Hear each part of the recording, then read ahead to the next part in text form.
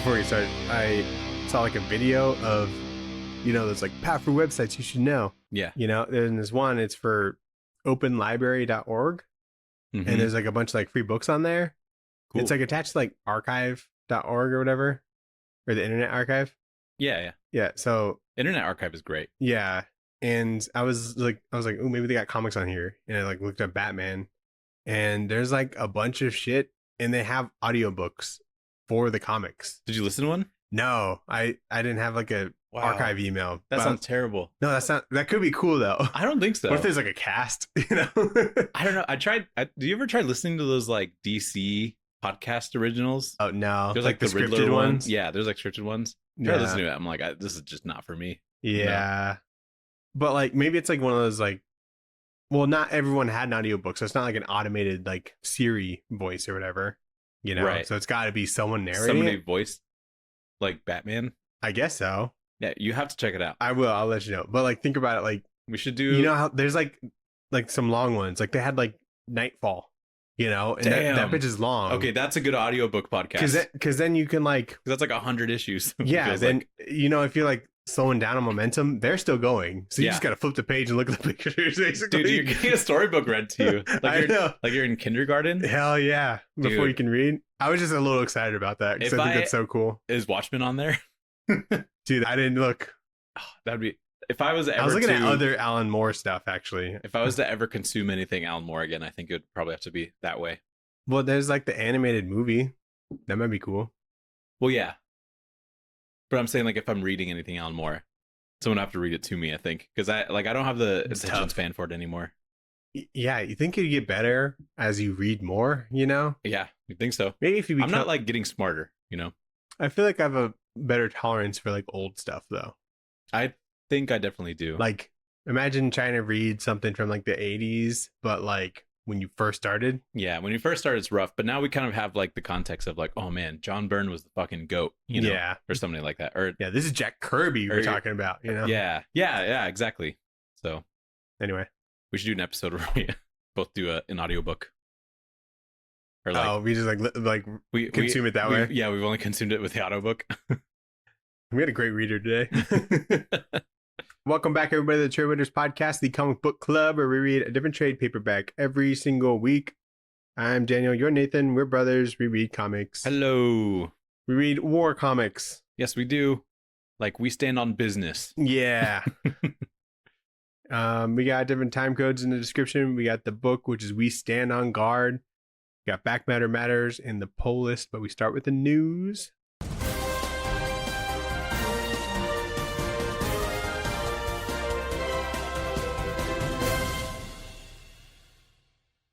The new Ed Brubaker, Sean Phillips book. Oh, really? Coming this September. Dang. They're cooking again? It's another criminal arc. Yeah. It's gonna be called The Knives. It's not just a reprint. It's like a new book. Nice. That's pretty cool. Yeah, they have their show coming out soon. It makes sense for them to go back. And they're like reprinting all the trades. That's cool. With like new covers. They look really sick. Yeah. When does that show come out? It's this year. Sometime this year, I think. Okay. Maybe. Cool. That'll be sweet. Mm-hmm. Good for them. So every like criminal trade you can just pick up, right? That's how it's supposed to work? I think so. But I think like after a while they start to get connected. Cool. Good for them. Yeah. I've just read like Lawless, which is like the first one. I think I started reading it and then I was like, I don't know what's going on here. I think I was scared of it, and then I left. Yeah, no one in spandex. Yeah, no one punching anybody really. Yeah, no. It's just a lot of dark rooms. No laser guns or nothing. Yeah, no laser guns. No capes. Just people. Donny Cates, he's coming back, Nathan. Yeah, he's coming back this summer. Good for him. Well, this summer there's gonna be announcements. Yeah, but he told us now that he's coming back. That's good. He didn't say where. Whether it was Big 2 or not. I don't think. Or what. Or if it even was Big 2. I think it's gonna be But he did say like kids love change things. That's probably what it was because he had a hashtag for that. Yeah, in that post. But I think that's kind of just like his production company kind of thing. It is. Yeah. So it's like Tinian saying like hashtag Tiny Onion or something. Right. For his, even if he's doing like a Batman book. He did say like if someone can guess what it is, I'll give you the first issue free or something like that. Which makes me think it's probably Big 2. but maybe, I don't know. He could just be going back to Vanish. Yeah, but without Steggy, Yeah, without Steggy, that'd be tough. I'm sure it'd be fine. But like, that's like Sigmund's got like That's ownership of that. Yeah, that's their collaboration of that. So we'll see. Yeah. Daniel Marvel unveils Predator, Black, White, and Blood for May 2025. Mm-hmm. They're doing that for May 21st. Stuff outside of Marvel Comics, which is kind of cool. All throughout the times. The anthology for book. any property that they have, they're just going to do it. Apparently, those titles must be popular, right? Because they've made like a lot of them. Yeah, there's like Alien, there's Turtles, there's Deadpool. Yeah. There's Harley Quinn, I think. And so, yeah. So, there must be, yeah, there's like a Wonder Woman one. It was like black, white, and gold. And then there's like a Superman one. Right, yeah. Yeah, so I don't know. I've read a couple of them and they're fun. They're like fun little... If you like a one shot or like are they like 8-pagers? They're like anthologies. Okay. That are like 8. Yeah. Yeah, we probably wouldn't review it on here, but the idea is cool. Yeah. Probably just cool to have different creative talents go in and just do whatever they want with Predator for a bit. You know? Yeah. There was an announcement for Spider-Man and Wolverine #1, also coming in May, which is going to be from Mark Guggenheim and Carrie Andrews, which I'm really excited about. Because that guy is crazy. I don't know if you've seen him do stuff. Guggenheim? No. Carrie Andrews, the Oh, artist.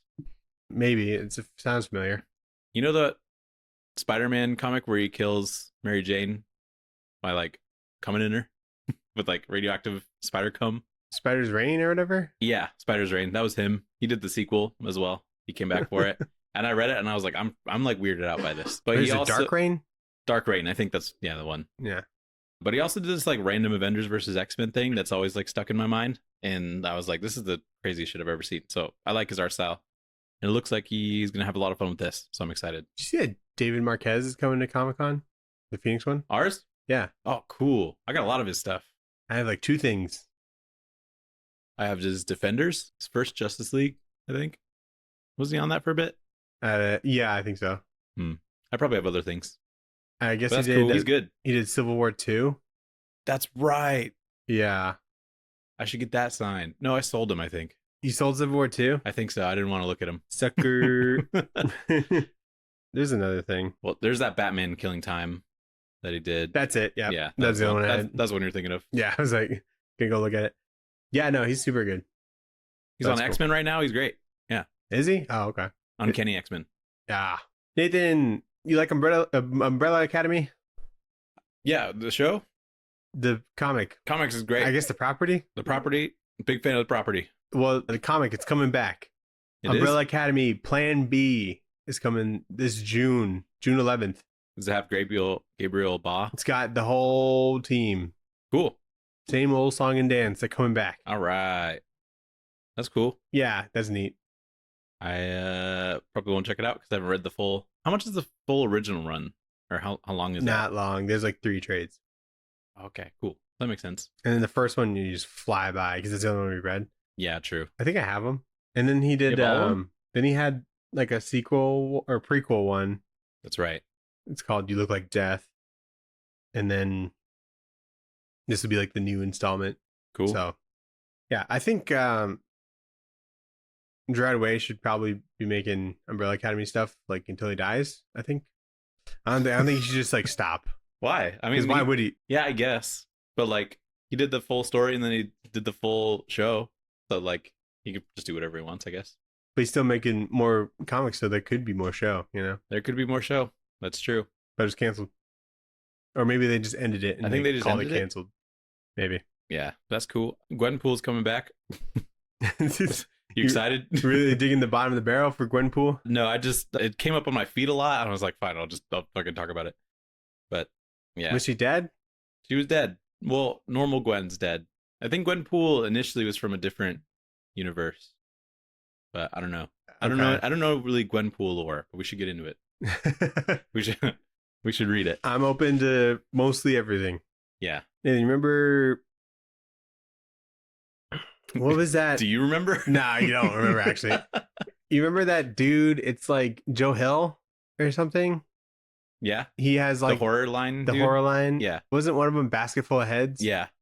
Good name. Great name. Great name, bad series. Well, it's getting a movie. I mean, it's fine. Did you finish it? No, I read 2 issues and I was like, this sucks. What if it gets better at the end? It could get better at the end, but it sucked for 2 issues. But I think. Natasha Lyonne is gonna be in it. Who's that? Did you ever watch like Russian Dolls No, or American Pie? I've seen that movie. She was like the redheaded friend that had like the scratchy voice. I don't know. Do we like her? I like her. I think she's good stuff. She was in Orange is the New Black. Yeah, I never watched that show. I've seen her in things, I think. Really? Probably. I've like listened to her on like podcasts and stuff. You do? I'm not like a super fan, but She's on. Oh, she's the one in Poker Face. Poker Face, yeah, that too. I haven't seen that movie, but It's a show. You know what I mean. Anyway. Basket full of heads, really. Yeah, It's a movie? movie. Are we going to have to read it when it goes Yeah, out? dude. Oh, dude, I remember reading it and I was like, this is such a good title. The title to sauce ratio was way out of whack. That's what's gonna sell tickets, Nathan. Yeah, true. Dude, I was fucking clickbaited on a title this week. Which one's that? It was like, I hope this is a demon or something. Oh, the yeah. new James Tinian one. Oh, is it? Let this one be a devil. And I'm like, that sounds great. I don't even like devils, you know? Yeah. And You bought now it? I'm reading 2 devil books. You bought it? Yeah. Did you read it? Nah. Well, you haven't picked it up for me yet. Oh. I forget I do that. Yeah. You're my Instacart for comics. Mr. Terrific, year 1, Nathan. Oh, I did see that. Yeah, That coming was May cool. 28th That was cool. with That a was cool. team. I don't know. But I don't know either. Mitch Gerrits, he did a variant. It looks really cool. He's good at drawing that guy. Mm-hmm. Got a lot of experience with Strange Adventures. Yeah. So I'll give it a shot. Was he always smart? I don't even know what that dude's about, really. I just know that he's smart and he's got the T-spheres. That's basically it. I know, but how did he get smart? Born that way. Books? Books? Some books like a nerd? Nathan, you like The Killer? Yeah, the movie. Yeah, well, The Killer comics. What? The Killer Affairs of the State 2. So there's So okay. there's already a sequel run called Affairs of the State. And this is Whoa. Affairs of the State 2. Bold. Yeah, come in May 7th. That's Sarah's birthday. So And it's Killer Time. it's killer time. Same creative team, like that Who was the French dude. It was okay, yeah, French dude. Okay, got it. His name's like Mats or something. I don't know. Just Matt's. Yeah, Cool. French guys, you know. Why do French people only have one name typically when they do comics? There's not a lot of people. Crom, He's British. European, you know. Okay. Nice. Did you ever read that comic, the Killer comic? Nathan, I read The Killer in France, where it's based. What a vibe. The vibes were immaculate. Did you buy it to take it to Europe to read it there? I had it digitally. Oh, okay. It was out of print when I was looking at it. Okay, that makes sense. Is it good? It's very good. I like it a lot. The first trade is what I read, and that's very good. Nice. I'm sure the rest is just as good, probably, maybe. Is it black and white? Mm, You don't remember? I think so. I got it. Where is it? Oh. Wait, why did you automatically flip to the titty page? Did you have that one open for a while? Just a bit of luck. Okay, in my head I thought it was like black and white for some reason, but pretty cool. But yeah, no, that's colors. So let's get in the book this week, Nathan. Book All right. that we read this week. What did we read? Daniel, we're scared that America is gonna go into war. So At some point. So we're preparing by reading Brian K. Vaughan's We Stand on Guard that he did with an artist who I'm going to pull up his name. Steve Scroce? Steve Scroce. Matt Hollingsworth on colors. Yeah, Matt Hollingsworth. And then Phonographics? Phonographics. Lettering and design. Yeah. So pretty cool. This is the first week of our war month. We're studying a lot on war in case we have to go. So we know what to expect. The book had like a spike in sales in recent times, Which is kind of crazy. Probably because, Saga is coming back out and so people are checking out other Brian K. Vaughan things. Yeah. No other reason. Yeah, no other reason. No other political reasons or anything. Yeah. What did you think, Nathan? This is pretty cool. Yeah? Yeah, I like there's big robots. Big robots. I don't. A couple. It's like future war, which is always kind of fun. Yeah. And there's like torture and stuff that's going on in there. Love torture. Like future torture, so that's kind of crazy stuff. I don't think we're like far off from a lot of this, to be honest. I mean, obviously we're not. I don't Giant think robots. I don't think we're gonna do giant robots that look like gorillas. Although I do like that idea. Spoilers. And then there's like a ragtag team that you're kind of introduced to, and I think it's kind of hard to do that and make you care about them over the course of like what is this was 6 issues, right? Yeah. And also explain why the war is going on and stuff like that, because I don't really understand the war in this, like what it's over. It's like over water, I think, but like how did that start? And yeah, there's like things like that I have questions on, but I think that's on purpose, because I don't think that's necessarily the point of like why the war started. It's just how it's impacting the people that are in it. It's more about the story, not necessarily like the geopolitical the climate. Yeah.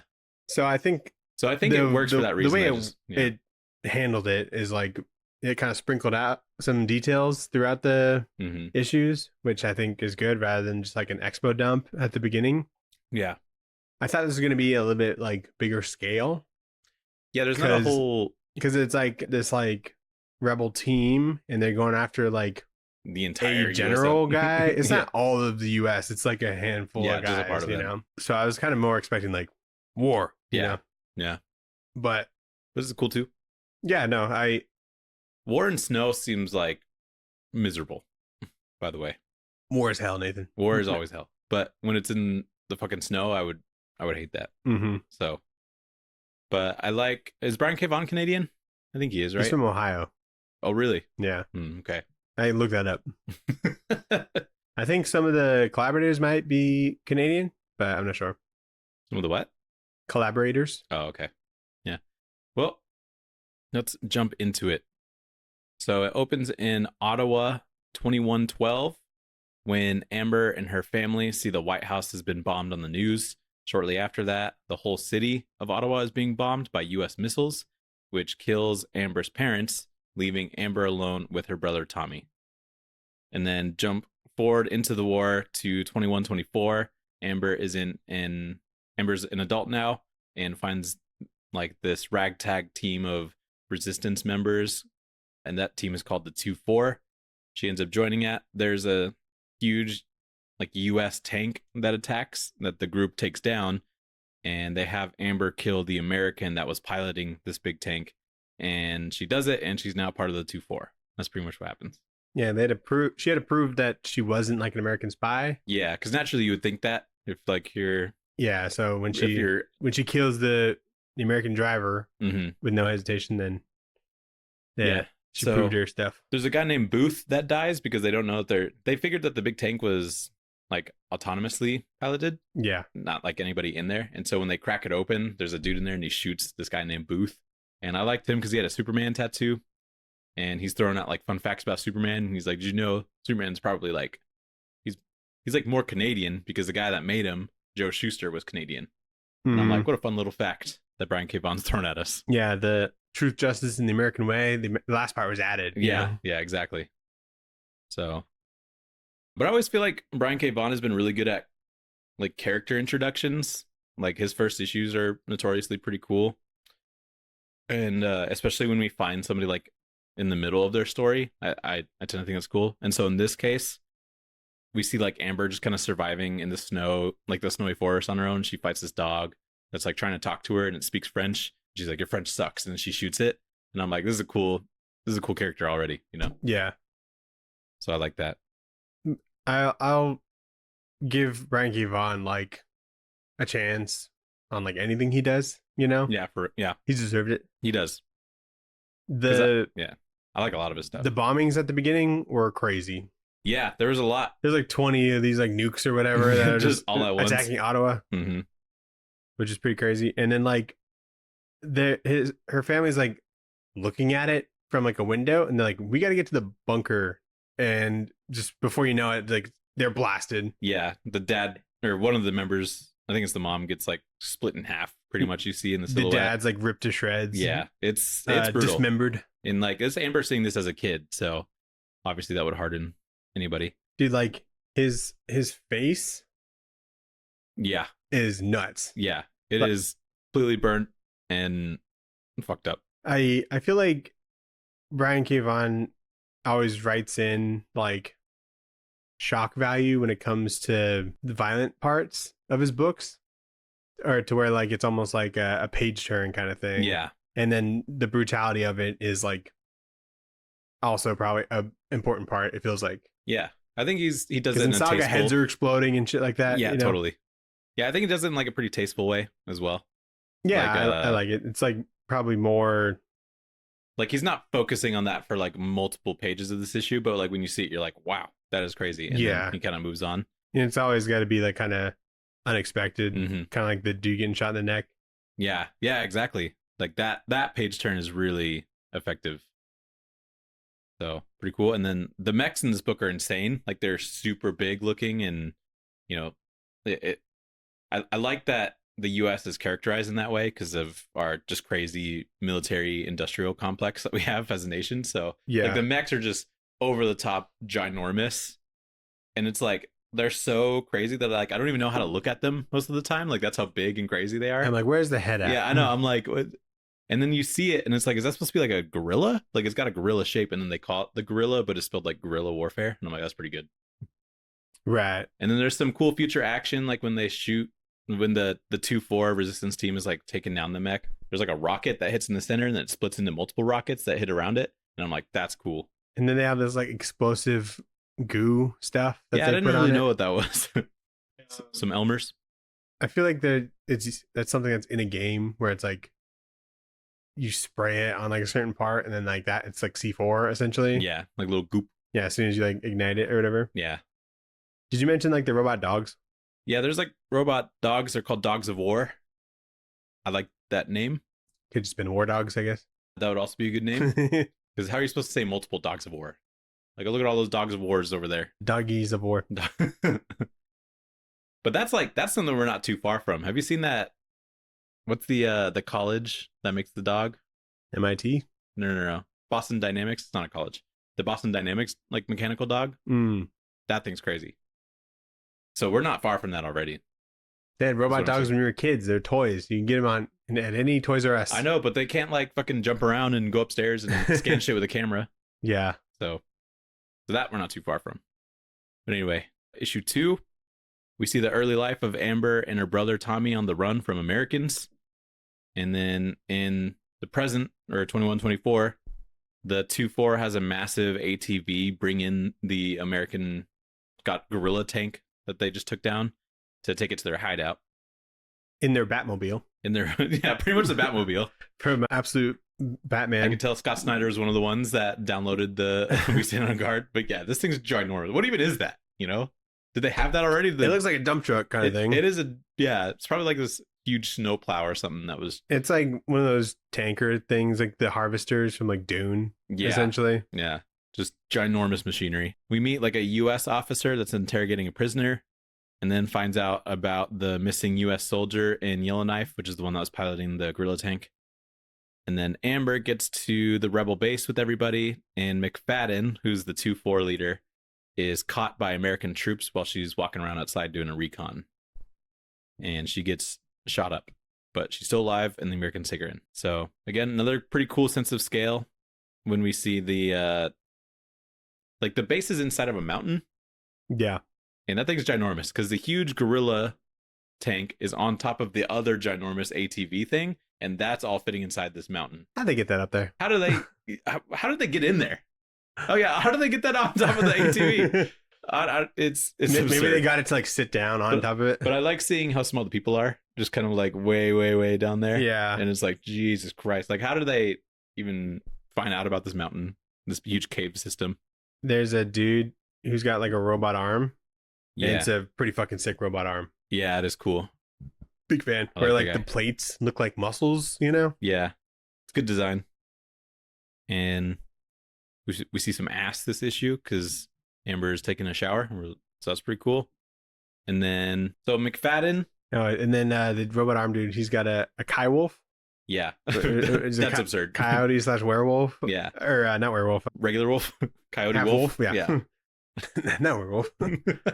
Take the Kai and the wolf. No, it's a dog.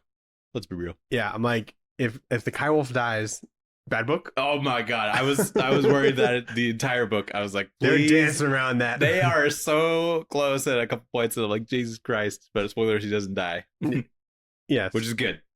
Brian K. Vaughan has some fucking class, at least. You know what I mean? Yeah. Has he ever killed a dog? I don't think so. If he kills Lion Cat, I'm going to burn every issue of Saga I have.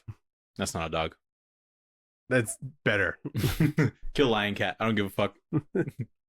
Whenever he gets like fucking nicked, I'm like, or she gets nicked, I'm like, what the fuck? That dude? issue when Lion Cat was like sucked out into space because there was like a hole in the ship that they were in. I was like, dude, no. Yeah, that's what I'm saying. I had to keep reading. I couldn't stop.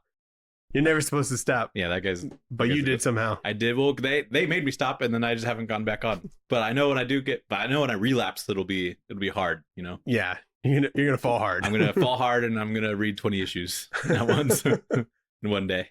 Oh, what a great day. Because like that book is definitely best to binge, right? Like 1,000%. Yeah, because you've been reading it like month to month, haven't you? Kind of. Behind. Well, I've let them pile up. I'm caught up now, but like if you wait even just like trade to trade, yeah, it's kind of jarring. Like Yeah. I'm like, where'd they go? I think I have a good idea. Like, of did where they we kill were that at. guy? Yeah, I have a good idea of where we were at, where we stopped for episode 100. It was like issue 50, pretty much 54. Yeah, so I have a pretty good idea, and then I haven't picked it up since then, and now we're on like 70 something, right? 71.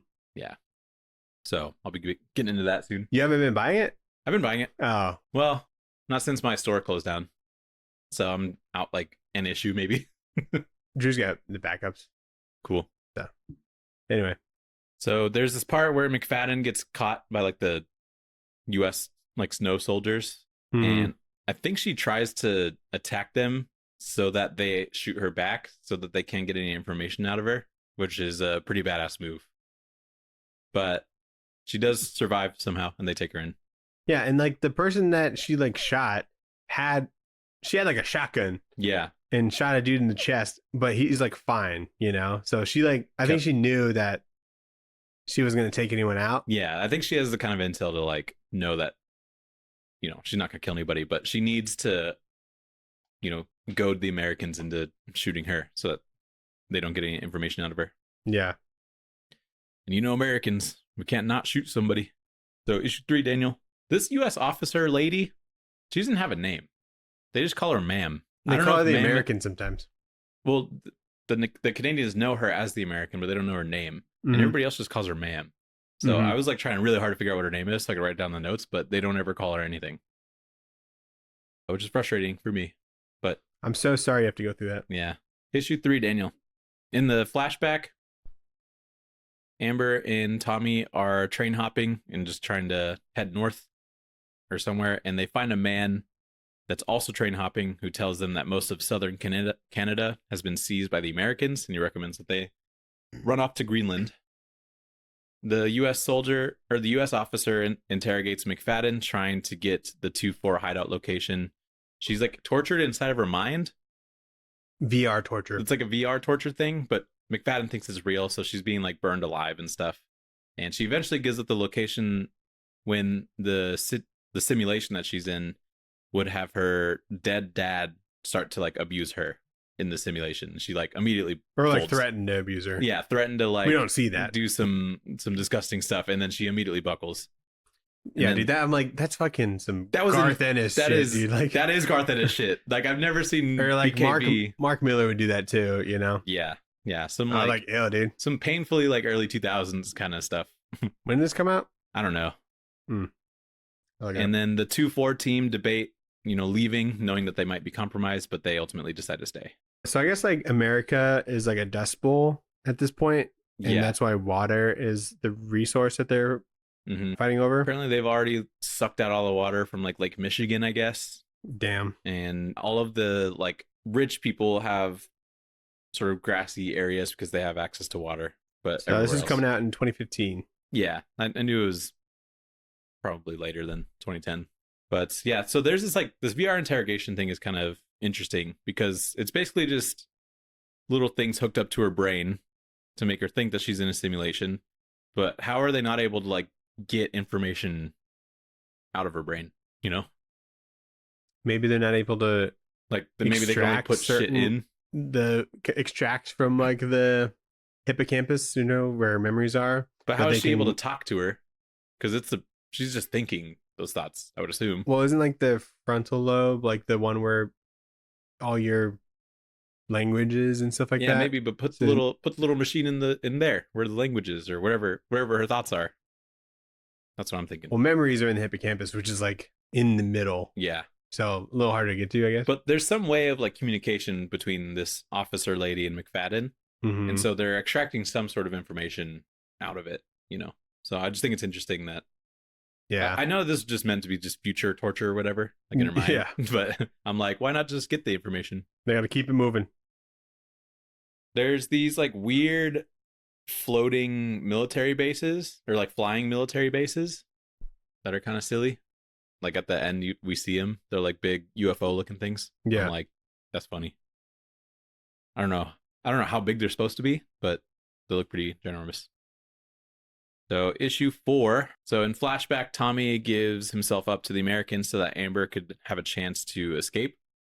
And then in the present, the 2-4 is ambushed by hundreds of doggies of war. And there's even like aircrafts, like planes that are flying into this mountain. And so Kwabani took the chance to pilot the gorilla tank and fires it and causes the cave to collapse. The team gets away from the cave in the big ATV thing. And then outside, Dunn and his, what was it, Kaiwolf? Kaiwolf. The Kaiwolf are taken hostage by Americans and are forcing 2-4 to surrender. But Amber wants to just fight them instead. I'm like, they're losing people left and right, dude. Yeah, they are. They're dropping like damn flies. Yeah, I'm like, we have 2 more issues. There's 3 left. And I really like the design of these like snow soldiers. I think they're pretty cool looking. Very Modern Warfare 2. Yeah, dude, it really is. They just have like tons of cameras or something like on their helmets. So I guess I can just see all around them. But I think snowsuits in general I've always kind of enjoyed. Like I really like the Stormtrooper snowsuits. Yeah. Those are cool. Can't cool go looking wrong. ones. There's like a higher up in like the US military who tells like our American, or it was the Secretary of Defense. Yeah. Who tells like our American lady to basically just wipe him out. Yeah. Like don't take any prisoners or whatever because kill them all. They're trying to like control the narrative and they don't want them getting out into like the media or anything like that. Mm-hmm. And if they like get to the States, then they kind of start like a revolution kind of thing. Yeah, resistance thing. Yeah, because he also mentions that there's struggles inside of the United States with like water distribution centers, and there's like riots that are outside of there. And he mentions Phoenix, so I imagine that'd be the first place. Yeah, yeah, exactly. We basically have this problem now. Yeah, so they meet in this like this grassy area, but it's like surrounded by dead land or whatever.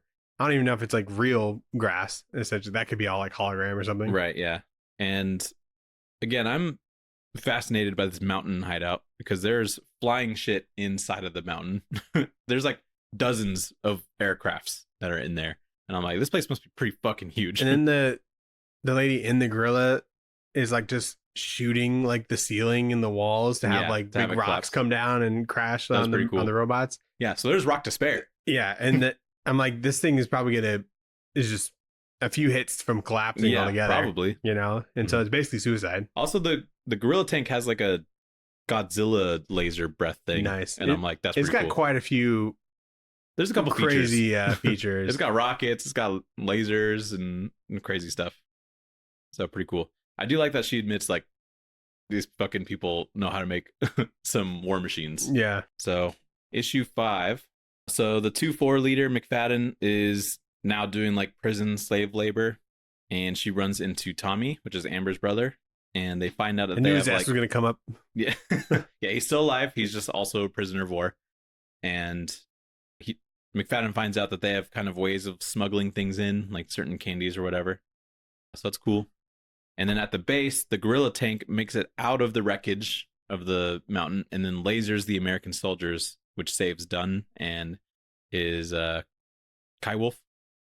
And then it's like one of those like Iron Man lasers that like just like the thing he used like once or in one movie. Yeah, I'm like, bring that shit back. Cut off Thanos' head. Yeah, exactly. What happened to your laser? And so the 2-4 decide to make a stand at the lakes so that the U.S. military try not to risk like poisoning the lakes that they're fighting on, pretty much, because they need that water. And so Amber flies a U.S. plane into the airbase and then confronts the officer lady with a bomb strapped to her chest. So like they weren't like just nuked, because like I guess they're on like a water arsenic reserve. or that too, yeah, and like that could like poison like the lake and stuff, so they'd be like fucked. Yeah, which is interesting. So they know that they can't just like get overpowered or just bombed because they need the stuff that they're fighting on. So I guess that's interesting. One of the winter soldiers was like still alive, even though like his head was like sliced off. Part of his brain, there's a chunk is exposed. That. Yeah. But his I guess his camera and his helmet was like still recording, so they got like a glimpse of what their plan was. Yeah, that was kind of cool. But I was just glad he was just still talking too. I was just glad that the dog didn't die. Yep. The Kai Wolf. Luckily the Kai Wolf didn't get lasered, nor did Dunn. So that was cool. Yeah, and they went I kind of expected like the lasers cutting through him was wild. I expected a little bit of a delay with like the actual like them attacking those floating US bases or whatever. Yeah. But like 2 pages later, they're firing. Yeah, they're ready. They're using their own guerrilla against them. Yeah. And then, so Amber flies in with one of the members of the team. I don't even know his name, but he's wearing a Superman crest, but like with a Canadian flag in the middle. And then he gets immediately killed. And so I'm like, why does whoever's repping Superman stuff get killed like immediately after? Kind of funny. Didn't Brian K. Vaughan do like some big 2 stuff? Yeah. Like what did he do? He did some Green Lantern. Did he? Okay. Yeah. I remember seeing like an omnibus. He's done. Did. I think it was like Flash. Or he did like, Batman. Maybe it was Batman. What I'm thinking of. Yeah. Because like I don't know, he's had such a weird career. Because like for Marvel, he did like Runaways. That's right. And then the only thing I can think of off the top of my head for DC is like a Batman and then some Green Lantern, but that was like early career. Yeah. So yeah, there's the DC Universe by Brian K. Vaughan. I think that's just like random stuff. Oh, that's what I saw, yeah. Yeah, and that has like Kyle Rayner Green Lantern stuff in there, which I haven't read. And then Batman by Brian K. Vaughan. Ex Machina, if you can count that, I guess. Like Vertigo stuff. Yeah, because his biggest stuff is like Saga, White Last Man, Paper Girls. I guess he did some Ultimate X-Men. Some Swamp Thing. Okay. Mystique. That's interesting. That's cool. Doctor Strange. So he's been around. I just like haven't read any of it. Yeah. I think he's maybe like one of the only writers where like I haven't read any of their big 2 stuff. Yeah, that's true. Tom Strong. Oh, really? Yeah. Because that's an Alan Moore thing. Yeah. We should read Runaways. It's supposed to be good. I've brought it up a couple times. And I said no? Yeah. Are you sure? Yeah. Doesn't sound like me. Issue they even have a Runaways show that we didn't like do a book for. That was before we started this, though. Was it? I'm pretty sure. Yeah, I don't know. I think I remember. Dude, the guy from Penguin is in that. The kid. Colin Farrell? No. Oh. The Penguin's like sidekick. All right, it's 2017. I believe you. Yeah, see? I know what I'm talking about. Never trust me. Issue 6. Dunn, who gets kind of like lasered in half, almost, or pretty much. He asks the French guy to take care of his dog while he's bleeding out. And then LePage somehow makes a transmission to like all of Canada. And he's telling them like, we need to win this war or whatever. I guess he's like a French or a Canadian like comedian. And so that's like almost like the celebrity endorsement. Yeah. That the Americans are like afraid of. Yeah. That would start the revolution. Mm-hmm. You know? And so he did actually get like a transmission out. It'd be like if Matthew McConaughey or something. Like Kevin Hart is Kevin Hart makes like an Instagram live and he's like, I'm we gotta do what he says. Yeah, pretty much. So he like he sends out a message to like all of Canada, except people's like fucking eyes start glowing green. So I don't know if people have like iPhones. That's the like, Neuralink, Nathan. Yeah, probably. And so then we jump to Amber and the officer lady. They talk about the sort of semantics of how the war started and stuff, which ends up being the Canadian people think that the Americans started it, but the American lady provides proof that a Canadian admitted to starting the bombing on the US, like that was recorded. And then the ship that they're on goes off balance and it rattles. There's a fight with Amber, who chooses to just blow up the ship rather than trying to survive. And this was all broadcasted to, LePage's Instagram Live that he has. And so the U.S. pulls out of Canada. His stream or his Twitch stream. His Twitch stream subscribers. Yeah. Imagine the chat. The chat go crazy. The amount of Amazon Prime subs you get. And so, the U.S. can't control narrative anymore. They pull out of Canada, and it ends with a nice little flashback of Amber with her whole family kind of together again. And how it ends. Which I guess is like a nice ending. She's just remembering what life used to be like before war, I guess. I don't really know why it ended like that, but it is. I expected a reunion, or maybe this is, but that didn't happen. But I think her parents are dead. But no, with her brother though. Oh yeah, but her brother knows like what she did. Yeah, yeah, exactly.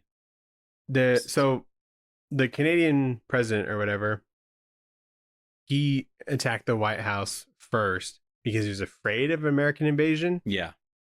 So, which is a good thing to be afraid of. Which they probably would have invaded anyway. So he just he was trying to get the first strike. Right. To try and prevent as much death as possible.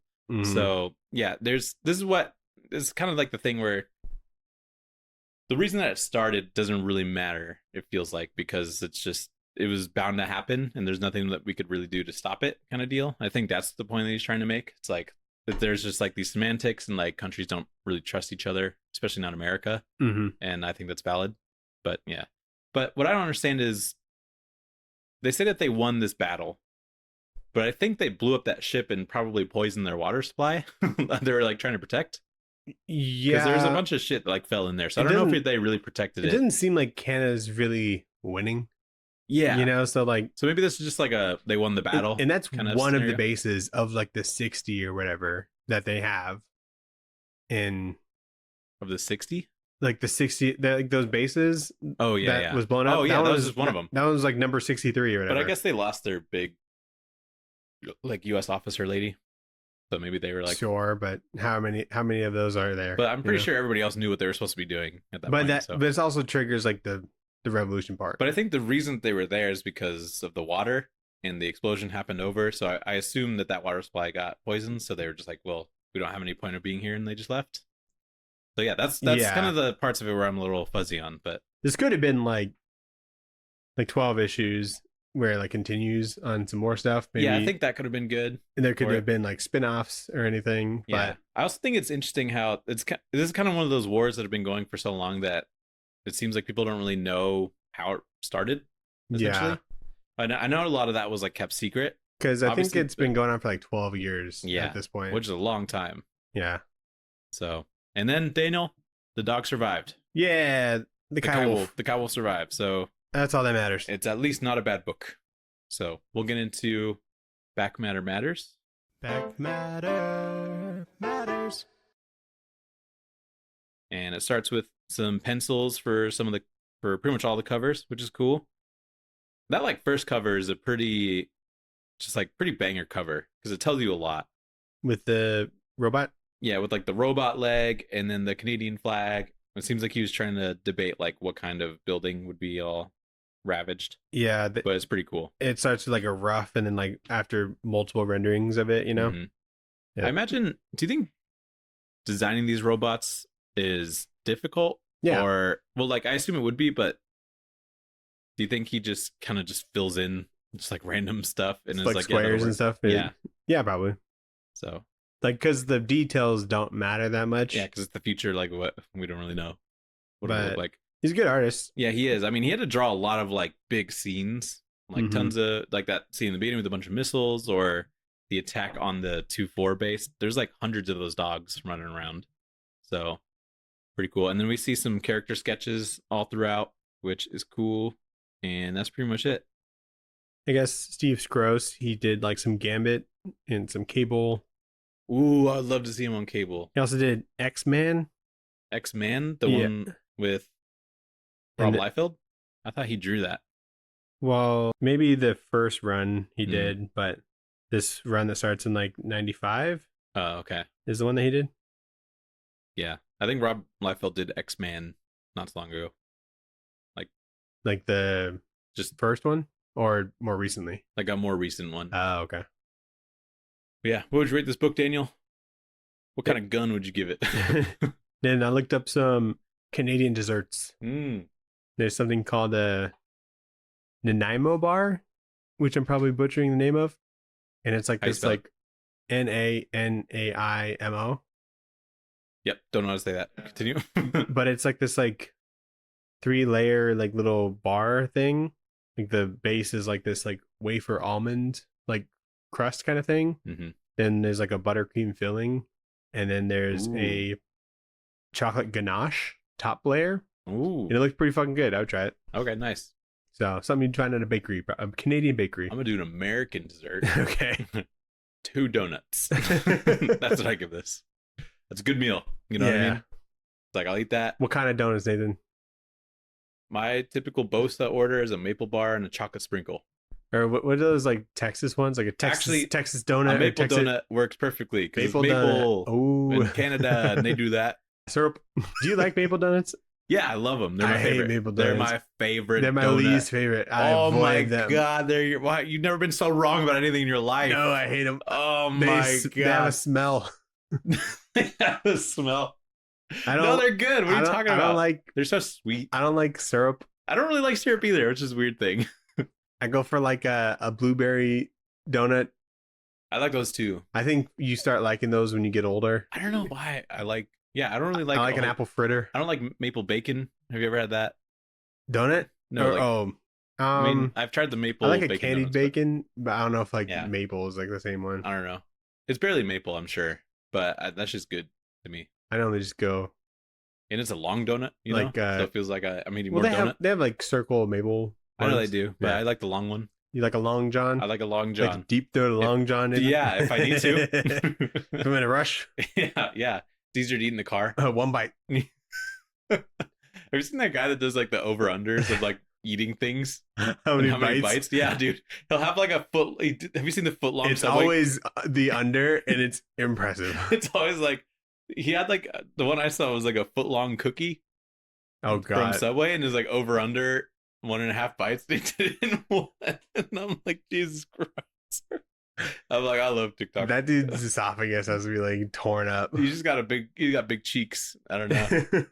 So you could fit a lot in there. Insane. It's disgusting. Yeah. The only mukbang I watch. But really good back matter. Yeah, I like it. So let's go into the pull list. Colin? Shove in your box. The pull list. What did you shove in your box? Okay. Here's what I think I picked up this week. Okay. I don't know if did Absolute Batman 5 come out? Dude, that was last week. Fuck me, dude. Did you order it again? I don't know. I think I took it out. But I tried to look at my fucking orders on Comic Hub, that site's a fucking disaster. I don't even know what I ordered. You just can't handle it, Nathan. I can't, dude. I'm not built for this online shit. Why did my comic shop close near me? You're such a grandpa with tech. Oh no, dude, that tech fucking sucks. I never have a problem Comic with it. Hub fucking sucks. It's not great. Did you try doing it on your computer? I did. Oh wow. It's terrible. Well, anyway, do you have CLZ? I used to. I don't have it anymore. You should get it. Like, it's like essential. Like, they raised the price, and I'm like, it's still worth it. It's like $20 a year now. Catalog what you have. Yeah, $20 a year is not bad. I should do that. it takes so long to like. It takes like 5 minutes maybe if you have like a lot of shit. But I have a lot of shit. Well, just scan the weeklies. Just what I get weekly. So you don't reorder the same shit. Okay. You have a credit because you keep buying the same shit. I don't even know how to use that credit, dude. I looked on both the Ash and the Comic Con website. I don't know how to say credit. He just took money from me. So next time, don't prepay, and then I'll pay for it. Okay. And right. So he'll use the credit correctly. Well, if I got Absolute Batman, I don't know if I did. I can't remember. I didn't get a receipt. Let me tell you what came out. Okay. So I'm gonna get Ultimate Wolverine #2. That's #1 right there. I think you should check it out. Did you read it? Yes. Isn't that artist awesome? Who is it? Alessandro Cappuccio. Yeah, he's super dope. He was on Moon Knight. It sucks that series sucks. Yeah, I was like buying it, and then I was like, I'll just check it out, give it a shot, and it's way better than I thought it would be. So okay, yeah, way better. I had pretty low expectations for it. Yeah, just because like Wolverine hasn't really been hitting for me lately. But okay, cool. We got New Gods #3. Yep. We got Batman and Robin Year 1, number 5. We got Aliens vs. Avengers 3. Okay, yeah. I was scared that one came out last week as well. Power Fantasy number 6. Are you gonna get that? No, I read 4 and 5. Okay. Do you want 6? No. Okay. I don't know. I'm lost. I don't know what's happening. You don't like it? Not that I don't like it. I just don't know what's going on. It's too big for me. Dang. Too many characters. Godzilla Heist number 1. Yes, dude. Yeah, dude. And so the only additional one that I got, the only additional 2 is Let This One Be a Devil. Oh, okay. And then Zatanna number 1 comes out. Okay. And you just riding the high of the last Zatanna thing? Literally, yes. It's a different I'm team, like, if this dude. even has... That's like reading Mr. Miracle by Tom King and then going to the next Mr. Miracle thing. I think that's fine. Maybe you just like the character. I don't know. I don't know. I don't know. If this even has a fraction of the sauce that Zatanna Bring Down the House does, and it's Jamal Campbell. He's good. It's about the sauce that of the made team. It good, you know? It's the chefs. Isn't it Dennis Camp on the first one? Or no. Who's the artist on the first one? Of this Zatanna? No, Bring Down the House. It's always Rodriguez. Javier Rodriguez? Javier Rodriguez, Is he on it again? No. Yeah, dude, the sauce is lost. Well, Jamal Campbell's good. He's just the writer, though. No, it's written and illustrated by Jamal Campbell. Oh, that might be good. Yeah, and he did Far Sector and Naomi. Oh, right. Remember Naomi? I do. So, did you read anything? Yeah. What'd you read? I was gonna read 7. Oh my god! But you owed me like 11. I'm doing nothing this weekend. How many did you read? 5. Dude, you owe me 13, bro. It can't be that much. No, dude, you miss like 2 every week. No. No, because I just edited the episode. It said you owed 11 at that point. Dude, I'm 13 deep into comic debt. In debt. So I have to read 18 issues this week. Well, no. You're 6 in debt. Cool. So on top of your normal 7, you got to read 6 more. So perfect time for 13 Saga next week. Okay, yeah. Yeah. I could fucking smash through Saga. Just smash Saga. I'm actually doing nothing this weekend. Perfect. I had a crazy weekend. Yeah. I almost died on the freeway. Did you hear about that? Oh, yeah, that's scary. Oh my god. Did you get your tire fixed? Yeah. How much was that? Costco tire, baby, $130. Ooh, I didn't go to fucking Costco. I know, dude. I keep going to that guy. I could have kissed that man. Wow. When he told me, because I thought I was gonna have to get 2 tires, but my car's like somewhat new, and so he was like, the tread's like within 30 seconds, which means you only need 1. And I'm like, let's go to the bathroom right now. Let's go to the back. The family. Dude, I was so excited. I thought I was gonna have to drop like $500. That seems crazy For tires. I don't know. Inflation, rubber. I keep going to discount tire like a chump and paying like $200. Discount tire fucking sucks. That's what I realized. Yeah. The Costco tire. Whoever recommended that to me, thank you. I think it was Sophie's mom. I guess they have batteries too. If you need a battery. I need a new car jack because I bent it while I was fixing. You did? The jack? The jack. Wow. Like because the cars are moving fucking 90 on the freeway. Yeah. And that's slow. Yeah, you're just like, hurry. And so like, it's like, and like the car's fucking moving. And so when I was like bringing it down, it fell as I was like coming down. And so the jack like went diagonally and just bent. And so like it's literally unusable now. That blows. Yeah. So I've got to get one of those. Anyway, what did I read, Daniel? I'm so glad you asked. Power Fantasy 4 and 5. What the hell's going on? Don't know. Don't know. I forget the characters. That's probably just on me though. I mean, I remember the main ones like Etienne or whatever, but I don't like. It feels like nothing happened in these 2 issues, and it's just like a lot of talking. It's probably good, but it's definitely a trade read, I think. Yeah, that'd probably help. The trade just came out. Casper Wingard is incredible as an artist. He does like some really interesting things these 2 issues for sure. But, you know, story-wise, I'm just a little bit lost. So I'm going to stop on that. I read Absolute Batman 3 and 4. I'm still pretty into it. I don't really know where it's going, really, but yeah, I liked the Gabriel Walta issue, actually. Uh-huh. Definitely not. Nick Dragotta's like the man for the job, for sure. So I'd like to have him stay on there for as much as possible. But, yeah. But I like him. I think it's cool. And then I read Plastic Man number 4, which is the last one, which I didn't know about. Yeah. And the way this book ends is so funny to me. Okay. Are you gonna read it? Yeah, I have it all. You have it all? Okay. Well, this isn't like a spoiler, and this isn't the thing that I'm laughing about, but at the end he's like literally in a bucket. And I'm like, that's kind of funny. Nice. So, but that's good, dude. Like that It ends a little bit confusing, I think, Mm-hmm. but it like explores the relationship with like his son and stuff like that, and him trying to like repair this broken relationship while he's dying, and what that means from like a family dynamic. And it's like, do you really love me, or are you just trying to like make yourself feel better for being a shitty dad, and like shit like that. It's really good. Yeah. And the body horror stuff is he just looks sloppy, Yeah. and I love that. So pretty cool. Nice. And that was everything I read. I read Ultimate Wolverine #1. Yup. They got me. Oh, they got you. That's 2 Ultimate books you're reading? Yeah. X-Men and Wolverine? So just 2 X-Men books? I'd never thought I'd see the day I see data on 2 X-Men books and X Factor. One. I dropped X Factor, Ooh, but okay. X Factor is good. Yeah, I just like chose to cut it, you know. Okay, yeah, fair enough. I might read the trades.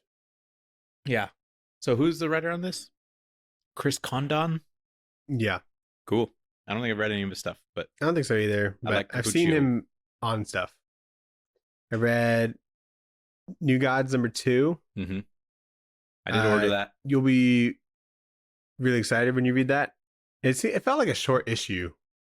I think the last one was big. The last one might have been like 30, but Yeah. this one is definitely like 20 pages. Be excited. There's a Green Lantern? No, but I think this is like a 12-issue series, and so altogether, I think it's like the right length. Yeah. You know, for a New Gods thing. Yeah. But ongoing would be tough. I guess like just the momentum, it just like worked for me. So when it ended, I'm like, oh, it's over already. You know? Cool. I read Avengers vs. Aliens #2. Okay, nice. That might be like the best book out right now. Dude, it's crazy, because right? it's so good. It's bonkers. It's amazing. It's like so different than what I thought it was going to be too. Asad Ribic is unbelievable. So goated. That man is a god. Literally. And he always has perfect colorists. Yeah. For him, you know, and where everyone looks like a little bit blurry almost, you know? Yeah. And yeah, he's so gas in like, everything he does. Dom sent me like a Instagram like post of just all Asad Ribic stuff. He's like, this guy's awesome. I'm like, he's on Aliens vs. Avengers right now. Yeah. I know he's awesome. You know? Do you want to fucking have your mind explode? Because he's on comics. Yeah. And yeah, he's awesome. That comic has such potential to be so like cheesy and dumb and just ridiculous. Yeah. But it's just so sick. Yeah, it is. You know? It's just so raw. It's like serious, you know? And so I like that a lot. And then I finished Shirtless Bear Fighter 2. Oh, nice. So 4 through 7. And dude, I was not ready for this book. It's incredible. Really? It's so good. Oh, I wish I kept picking it up. A Shirtless Bear Fighter fan would like love this. You know what I mean? Oh. So you have all the issues? Yeah, I have it all. Okay, I might take it from you. Yeah, I have them right there. Okay. Like maybe next week. This is like the Back to the Future 2 of Shirtless Bear Fighter.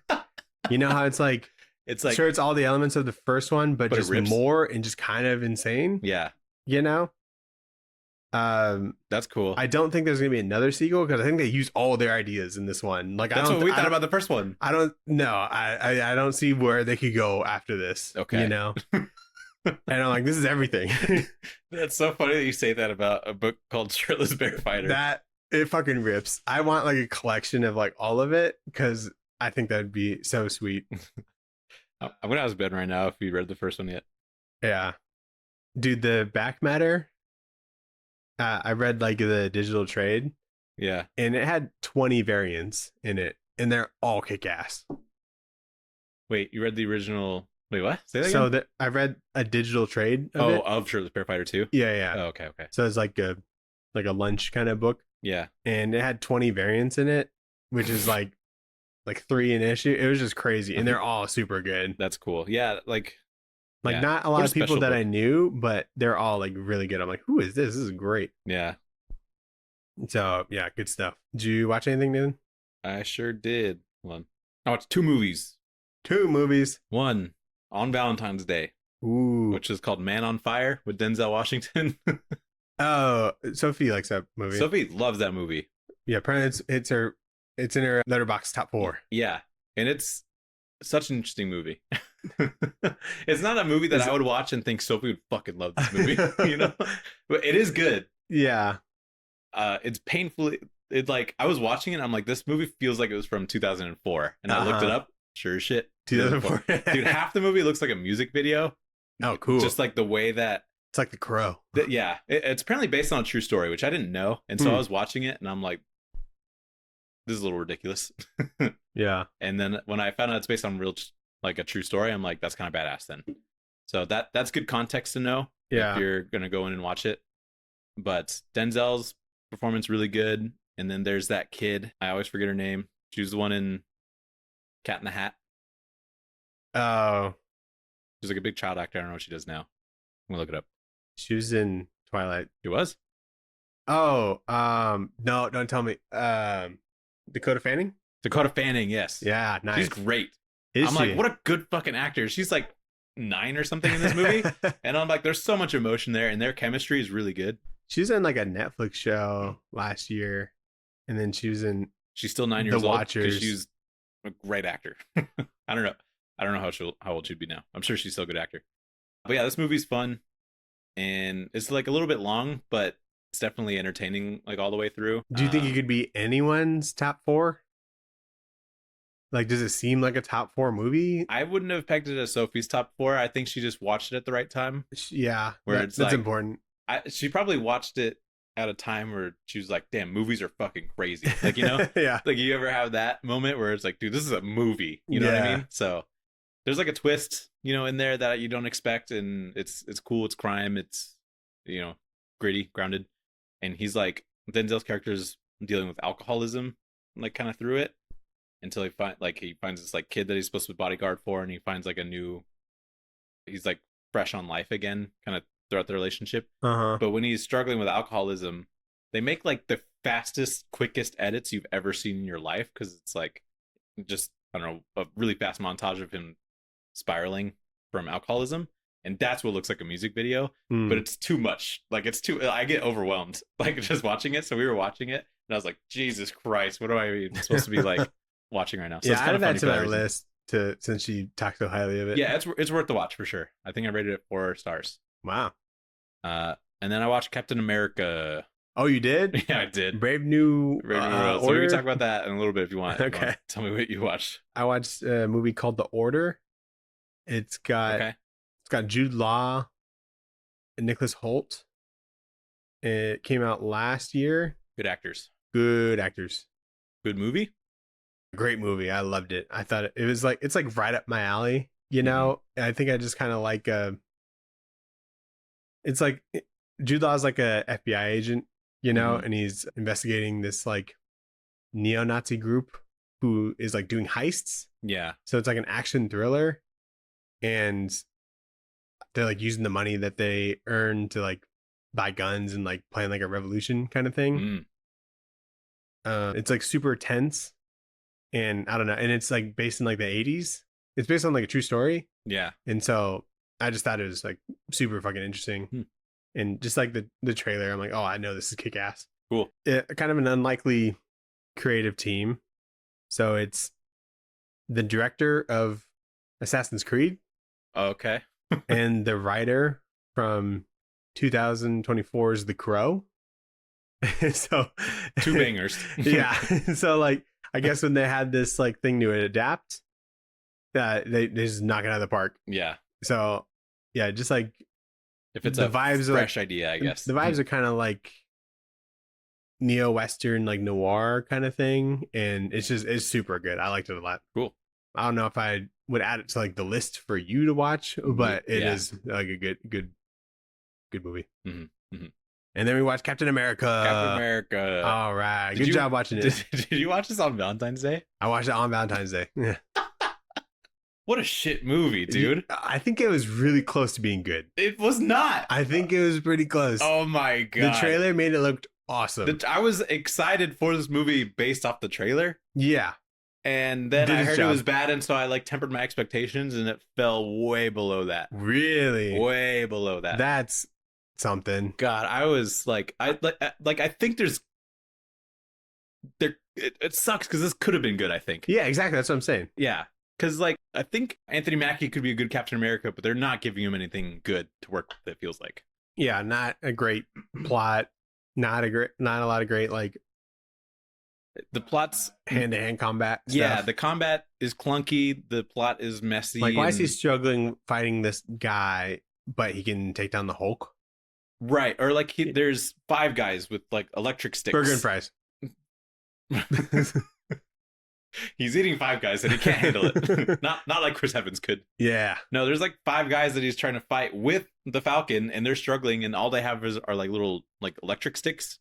Mm-hmm. And I'm like, this is supposed to be Captain America. Like, dude, take the super serum. I don't know if it's like that available, is it? It could. I think he seems disappointed that he didn't take the serum when he had the chance, but I'm sure. I thought it was more like he can't get it because if that's, I don't know. I they don't even make that clear. But find a way to get it, dude. Because there's 4 people in this movie that have superheroes. I guess if the U.S. agent has it, then U.S. agent has it. They could. Yeah, that's what I'm saying. Isaiah Bradley had it. Winter Soldier has it. There's 4 people in this movie. Does Red Guardian have it? No. Okay. I don't think so. But I think it was like maybe a Russian version of it. But I thought the vibranium wings was cool. Yeah, that's kind of cool. But I'm like, that's a good idea. But I'm saying, like, you should have taken it. There's no common side effects. And you live longer. You're stronger. So, but like, there's no need in a way because he's got vibranium wings. He's got I understand. He's got the vibranium shield, you know, and he's got like but there's no reason not to take it. I guess so. I'm sure there's got to be so like a downfall to it. But let's say it's not available. That's fine. Then he can. But like him having it wouldn't make this a better movie, you know? Yeah, that's what I'm saying. What makes this a bad movie is that the plot's really messy and the pacing is all over the place. They're coming back to some of your favorite Marvel titles, Nathan. Incredible Hulk, Falcon and Winter Soldier, Eternals. It's a sequel to all those somehow. Yeah. What I don't understand is that there's a big Celestial. Yes. That's been there for years. At this point, yeah. And now everybody's going to try and get the Ant-Man team off of it. They didn't know. But like they were mining spoilers, it. I guess. Yeah, spoilers. But they were mining it before this, I think. Because in Harrison Ford's or Ross's presentation, they said they like split up part of it. Everyone was kind of mining it, I guess. Yeah. And so I'm like, why is there now a big rush for it? That was a little dumb. I like seeing the Celestial though, because that thing freaks me out and it makes me excited to see it. Mm-hmm. You know, because like the hand's ginormous, the head's ginormous, and it's like that would if that happened in real life, I'm putting a gun in my mouth. when me and Sarah were watching it, I realized that we didn't watch Eternals, we didn't watch Incredible Hulk. So she's like, "What the fuck is that?" I'm like, "Oh, it's from a thing. It was a giant coming out of the earth." Yeah, but they stopped it. Earth was like an egg. Yeah, and so I'm like, "We got some homework to do." Yeah, there's like a Bucky cameo. That was they definitely paused for the Bucky cameo in my theater, and it was just silent. This was but it was like, yep, there he is. I was like, dang, he's in a lot of stuff. He's busy, dude. The only person that Anthony Mackie has good chemistry with, it feels like, is Bucky. But that's because they've had multiple movies to like figure out that there's a dynamic there and a show. Yeah, but like I don't give a shit about him with anybody else, even Joaquin Torres. I think he's actually kind of annoying in this. I think he's a good actor.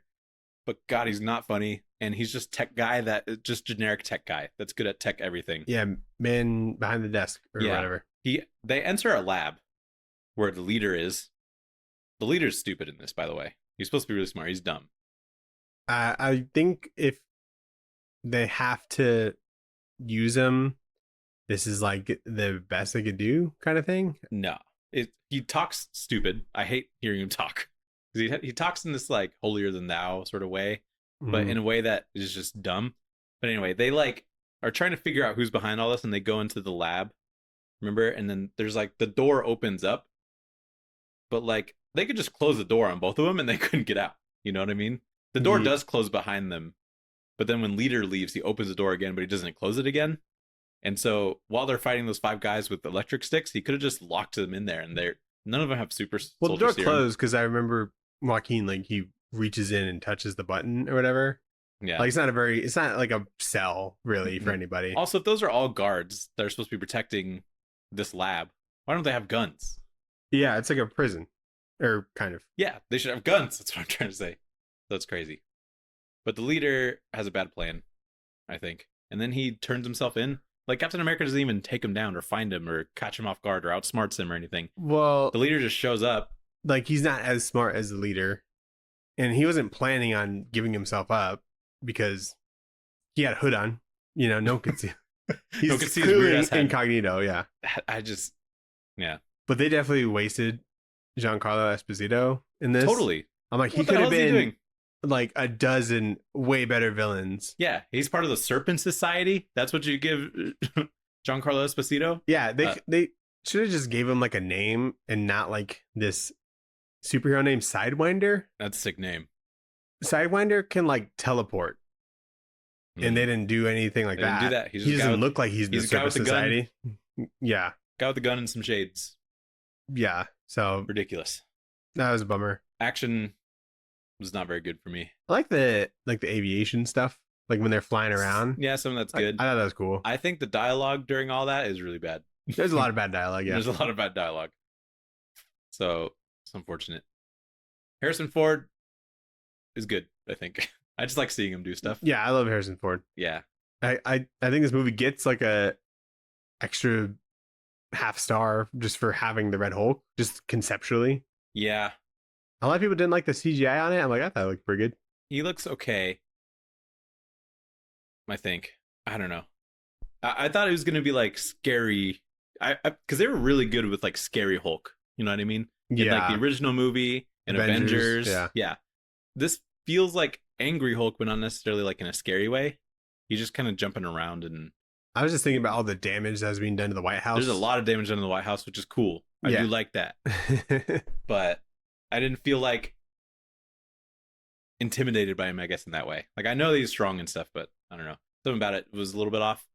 He didn't seem like he was going to win. Like, yeah. The Falcon didn't seem like he had a chance, really. Yeah, exactly. And what pisses me off about that is that he does eventually talk him down.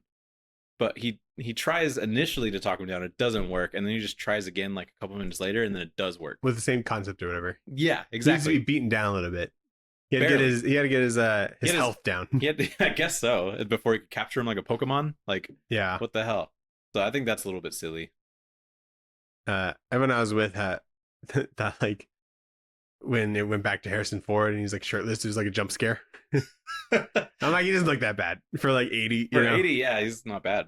You know, he's still walking around doing stuff. Yeah. The person I did like the most in this movie is Isaiah Bradley. Yeah, he's awesome. I liked him in the show actor. Too.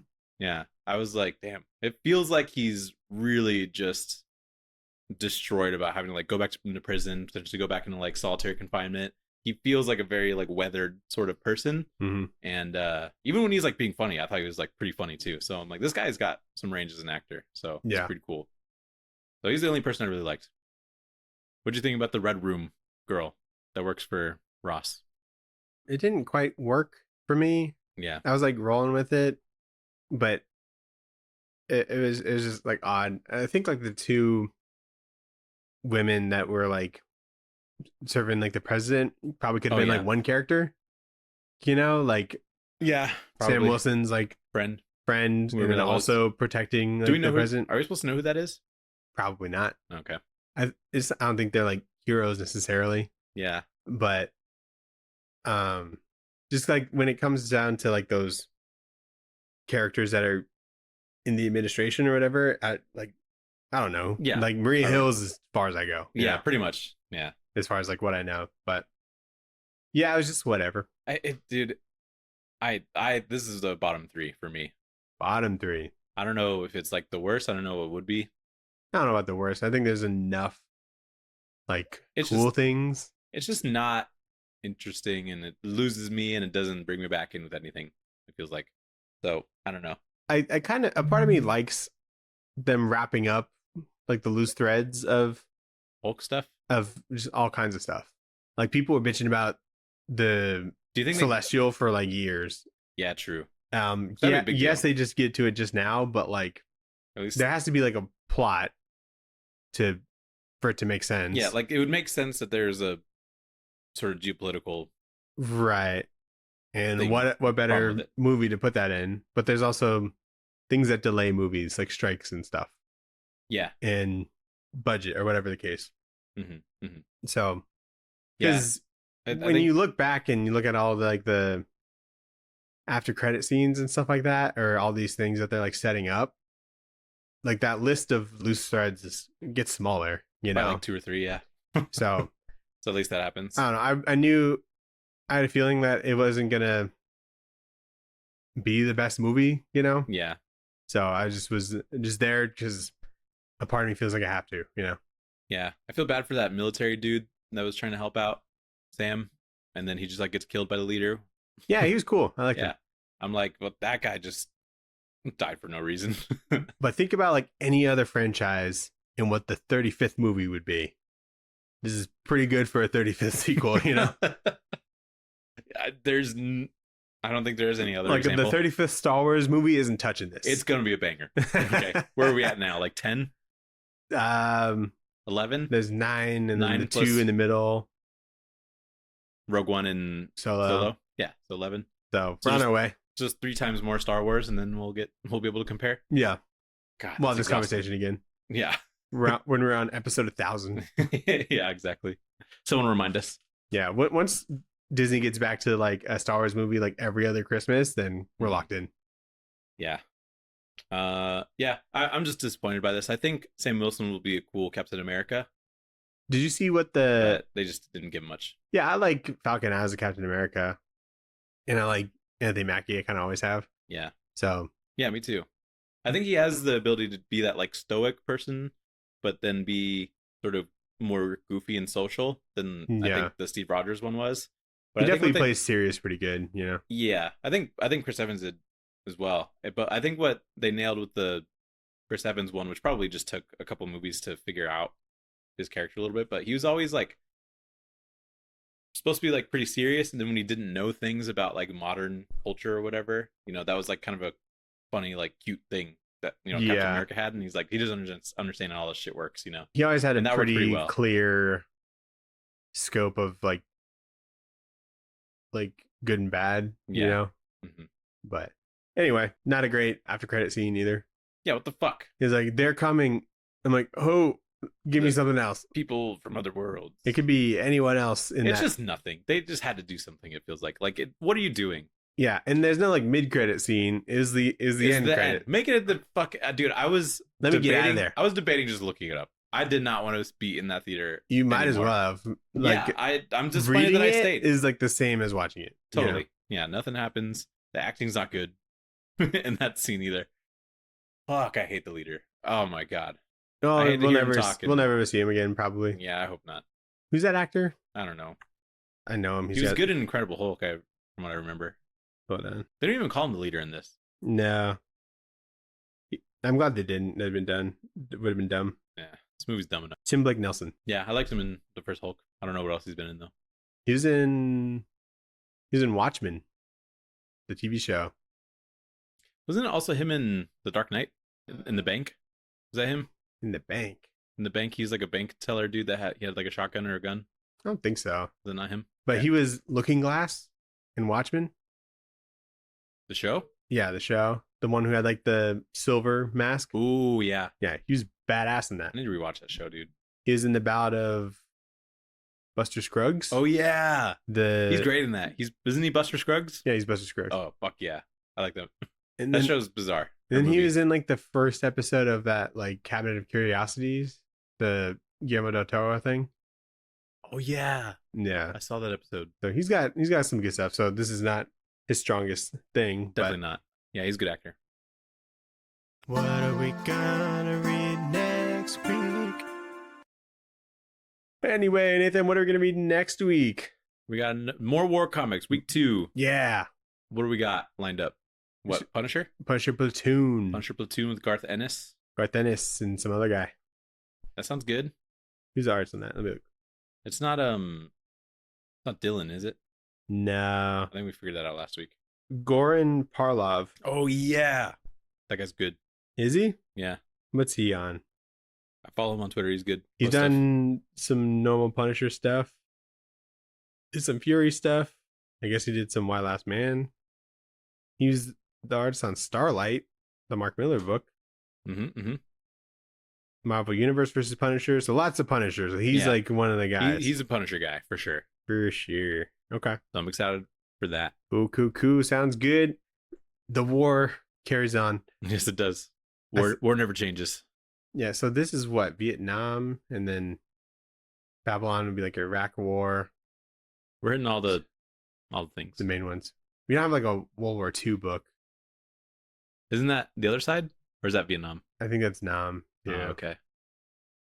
Well, so, anyway. War's the same. It might be cool if as in like War Month, we like hit different wars, I guess.